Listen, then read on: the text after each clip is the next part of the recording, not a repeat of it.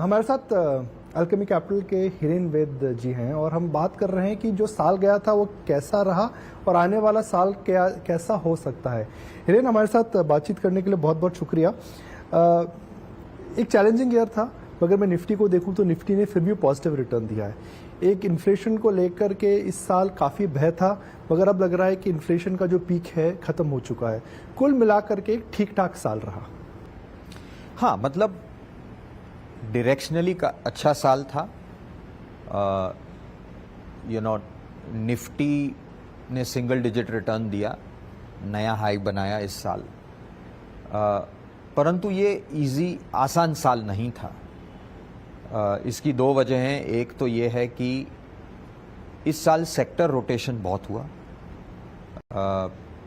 Beginning of the year metals चले, फिर metals correct हुए, फिर कुछ और चला। तो 3, 4, 5 सेक्टर जो हैं काफ़ी उसमें, और अब जो है वैल्यू और मोमेंटम ज़ोर से चल रहा है। और दूसरा ये था कि जो फर्स्ट हाफ के जो नतीजे हैं, अगर आप टॉप 500 कंपनियां देखें, उसमें से 80 ऑड फाइनेंशियल कंपनीज हैं, उनको निकाल दें क्योंकि वहाँ पे मार्जिन देख के कोई मतलब नहीं है, तो तकरीबन 500 बेसिस पॉइंट का एक धक्का लगा है मार्जिन को जी। तो टॉप लाइन ग्रोथ तो बहुत बढ़िया थी, 28-30%, लेकिन नेगेटिव ऑपरेटिंग लेवरेज आया मार्जिन घटने से। PAT in second quarter was down 25%। और इस वजह से आप देख रहे हो कि जो ब्रॉड मार्केट्स है उन्होंने इतना अच्छा परफॉर्म नहीं किया है, और जो मार्केट बहुत ही नैरो हो गई at the top, specially in the last 6 months, right.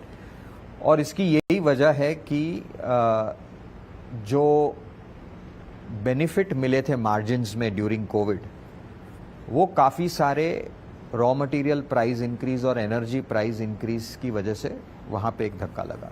तो मेरा ये अनुमान है कि शायद नेक्स्ट ईयर और फोर्थ क्वार्टर और नेक्स्ट ईयर में ये मार्जिन एटलीस्ट अगर हाफ ऑफ जो मार्जिन घटे हैं वो अगर आ जाएं, तो मुझे लगता है कि ब्रेथ ऑफ द मार्केट फिर से इम्प्रूव हो सकता है। ये जो अभी नैरो हो गया है मार्केट, वो फिर से पलट सकता है, बट उसके लिए शायद एक आध क्वार्टर हमें रुकना पड़ेगा। तो अगला साल मिड एंड स्मॉल कैप के लिए अच्छा हो सकता है। मुझे लग रहा है कि अगला साल मिड एंड स्मॉल कैप, हालांकि अगला साल नहीं, मुझे तो ऐसे लग रहा है कि एक हमेशा 8-10 साल का एक ट्रेंड होता है। तो 2002-03 से लेके 2008 का जो बुल मार्केट था, उसमें स्मॉल एंड मिड कैप्स ने आउट परफॉर्म किया था। फिर ग्लोबल फाइनेंशियल क्राइसिस के बाद जो 10-11 से लेके प्री कोविड तक, और या even with in Covid, large caps ने अच्छा किया। और अब मुझे लग रहा है कि ये post Covid correction and recovery के बाद फिर से स्मॉल मिड कैप का दौरा आएगा। बट इसमें एक टेम्पररी रुकावट है अभी, क्योंकि मैंने बताया मार्जिन्स पे एक प्रेशर है।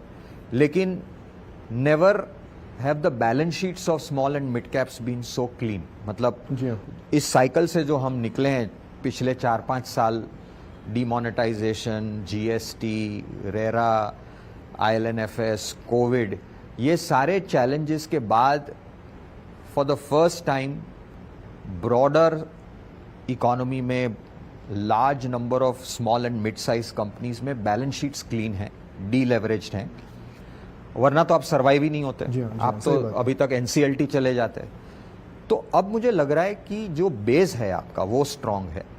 अब आपको चाहिए ग्रोथ यहाँ से, जो मुझे लग रहा है कि अगले 4-5-6 साल इंडिया का समय है। इंडिया में मैन्युफैक्चरिंग ग्रोथ होगी, तो अक्रॉस द सेक्टर्स, सर्विसेज हो या मैन्युफैक्चरिंग में हो, मुझे लगता है स्मॉल मिड कैप का समय आएगा। शायद एक आध क्वार्टर और डिफिकल्ट हो because of this margin pressure, but उसके बाद मुझे लगता है कि वो टाइम आना चाहिए। तो मैं मार्केट को 2 या 3 बुनियादी बकेट्स में डिवाइड करता हूँ। एक जो सस्ता है और अच्छा है, जहां पर पी मल्टीपल भी बढ़ सकता है, अर्निंग्स भी सरप्राइज करेंगी। दूसरा, जहां पर वैल्यूएशंस अब सस्ती नहीं है मगर ग्रोथ 15-20% रहेगी। तीसरा, जहां पर महंगाई या अंडरलाइंग प्राइसेस इतनी ज़्यादा हैं कि 10-15% ग्रोथ भी आएगी तो उनके अंदर आपको नहीं लगता है कि स्टॉक प्राइस अप्रिशिएट हो सकते हैं। तो बात करते हैं पहली बास्केट की, सस्ता और अच्छा। तो सस्ता और अच्छा तो खैर अभी अच्छा कर ही रहा है। जी हाँ। आप देख रहे हो PSU बैंक्स बढ़ गए हैं, सस्ते और अच्छे में अभी भी जो डिफेंस के स्टॉक्स हैं वो अभी 30-40 पी नहीं पहुंचे हैं, मतलब अभी भी वो 18, 20, 21, 22 पी के आसपास हैं।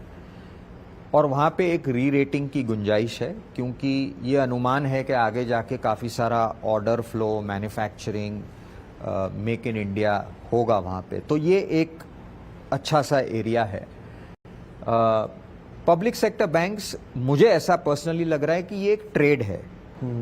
तो अगर एक बार ये 1 time, 1.2 times, 1.3 times price to book आ जाएंगे, उसके बाद क्या वो देखना है, क्या मार्केट इनको 2 प्राइस टू बुक पे ले जाएगी, बिकॉज हिस्टोरिकली तो ऐसा हुआ नहीं है।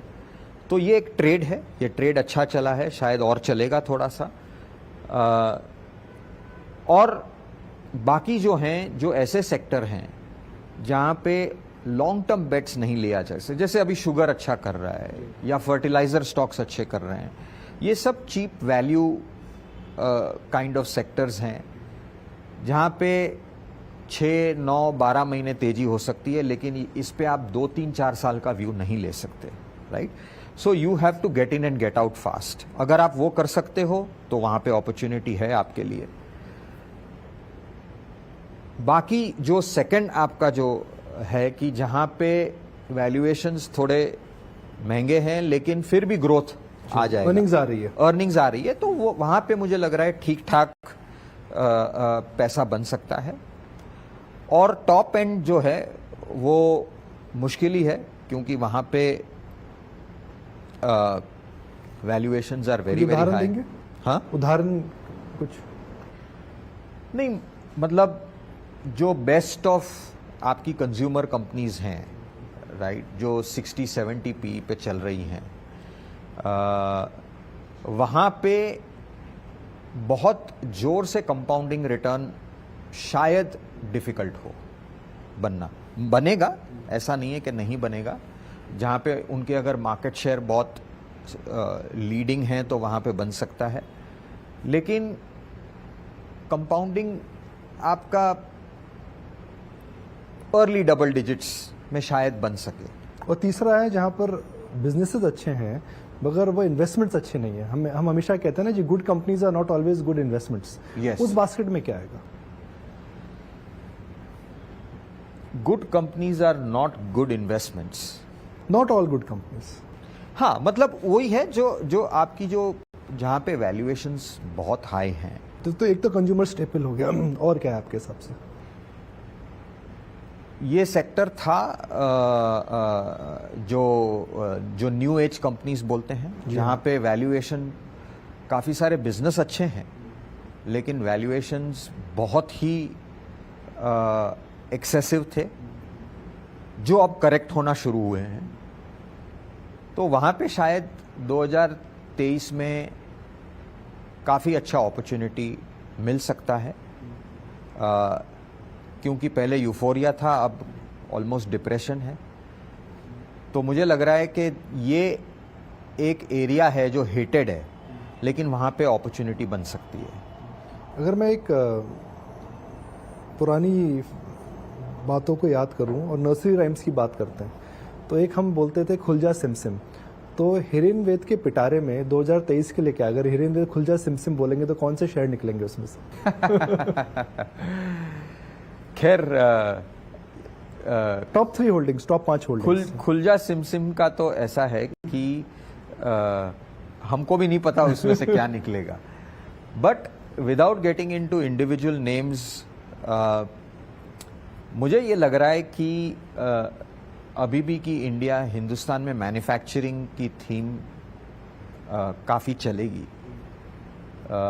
10 साल से कुछ हुआ नहीं है, और मैन्युफैक्चरिंग हालांकि बहुत ही बड़ा थीम है। उसके अंदर ऑटो एंसिलरी भी आएंगी और डिफेंस भी आएगा और रिन्यूएबल एनर्जी भी आ सकता है, ऑटो कंपोनेंट्स भी आ सकता है, काफ़ी सारा स्पेशलिटी केमिकल्स भी आ सकता है।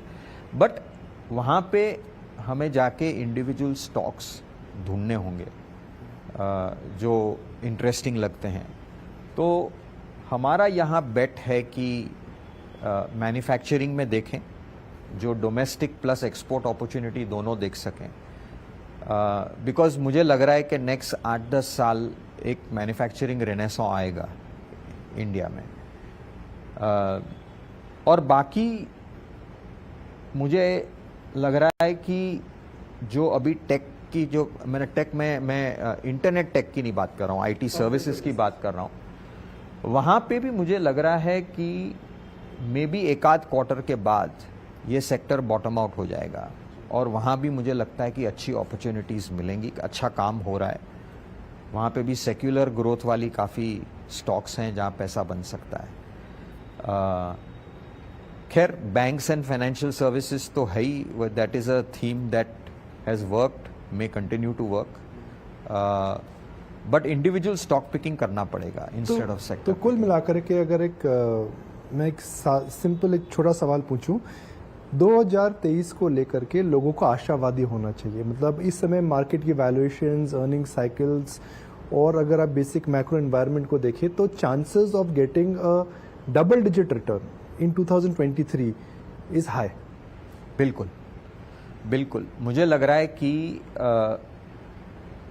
कि ये जो बहुत सारे मैक्रो डिसलोकेशन जो हमने देखे 2022 में, वॉर था, इंटरेस्ट रेट साइकिल बढ़ रहा है, ये प्रिडिक्ट तो करना मुश्किल है, लेकिन एक ये अनुमान लगा सकते हैं कि 2023 में ये कहीं ना कहीं सलट जाएंगे। Right, interest rates finally top out हो जाएंगे first quarter of next year में। एंड दूसरा ये है कि एनर्जी प्राइसेस, कमोडिटी प्राइसेस भी थोड़े से ठंडे हो जाएंगे, सप्लाई चेन इश्यूज थोड़े से रिजॉल्व हो जाएंगे। तो मुझे लगता है 23 का फर्स्ट हाफ में बी लिटिल डिफिकल्ट ये सब ट्रांजिशन होने में, and second half could be relatively better, but it's very difficult to time उसको कैसे करना है। बट मुझे लगता है कि 23 अच्छा साल जाएगा। 24 में इलेक्शन है, तो मुझे लग रहा है कि गवर्नमेंट स्पेंडिंग भी काफ़ी अग्रेसिवली होगी on infrastructure, on bottom of the pyramid. तो वहाँ पे मुझे लग रहा है कि एक they would want to go into the election with economy doing reasonably well. तो I think 23 should turn out to be एक अच्छा साल होगा। उम्मीद करता हूँ आपके लिए, आपके परिवार के लिए भी अच्छा साल हो। So thank you very much, and 2023 आने वाले साल के लिए आपके लिए बहुत बहुत शुभकामनाएं। धन्यवाद निकुंज, और शुभकामनाएं आपकी टीम के लिए और सारे व्यूअर्स के लिए। चलिए, तो साल 2023 हिरेन वैद के हिसाब से उनकी जो आउटलुक हमें समझ आए वो ये बोल रहे हैं कि इस साल अच्छा रहेगा, अच्छे रिटर्न्स मिलेंगे।